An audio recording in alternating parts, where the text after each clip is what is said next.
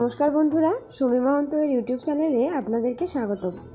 আজ আপনাদের সঙ্গে শেয়ার করছি শীতের দিনের একটি স্বাস্থ্যকর রেসিপি, পালং শাক দিয়ে মুসুর ডাল। পালং শাক দিয়ে মুসুর ডাল রান্নার জন্য হাফ বাটি পরিমাণে মুসুর ডাল নিয়ে সেটি ভালোভাবে ধুয়ে নিতে হবে। ধোয়া মুসুর ডাল কড়াইয়ে দিয়ে সিদ্ধ করে নিতে হবে। আপনারা চাইলে প্রেসার কুকারেও সিদ্ধ করে নিতে পারবেন। আমরা হাফ বাটি পরিমাণে ডাল দিয়েছি, এখানে আমরা 2 বাটি পরিমাণ জল দিয়ে সিদ্ধ করে নিচ্ছি।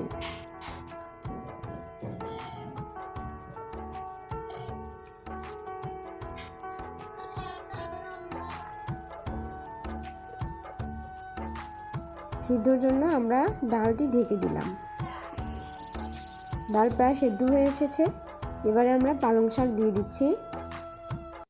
অবশ্যই পালং শাকগুলোকে কেটে নেবেন।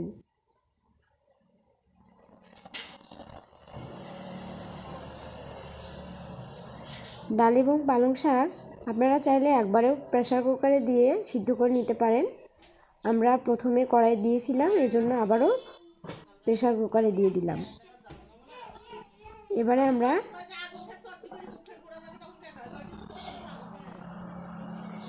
ডাল সোমবারে দিব, তার জন্য আমরা দিয়ে দিচ্ছি তেজপাতা, শুকনো লঙ্কা,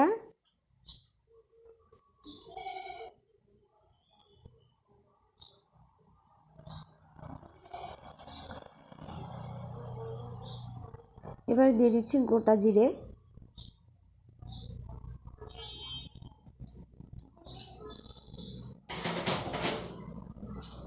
এবার আমরা অ্যাড করছি পেঁয়াজ কুচি,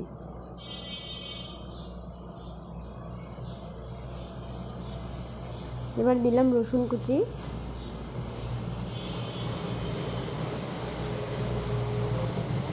পেঁয়াজ রসুন কুচিগুলোকে আমরা হালকা করে ভেজে নেব। হালকা করে ভাজা হয়ে গেছে। এবারে আমরা দিয়ে দিলাম কাঁচা লঙ্কা এবং টমেটো কুচি।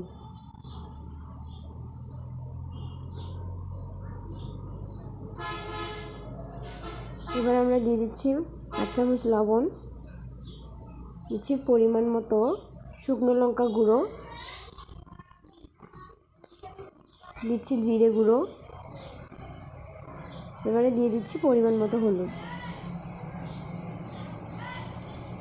এবারে আমরা টমেটোগুলোকে ভালোভাবে কষিয়ে নিচ্ছি। কষানো হয়ে গেল।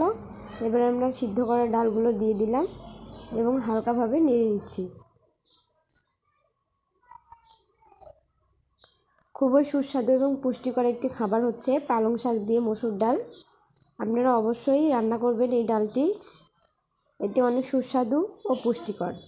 বাচ্চাদের জন্য অনেক বেশি স্বাস্থ্যকর হবে এটি। সব বাচ্চারাই প্রায় এই রান্নাটি খেতে চাবে।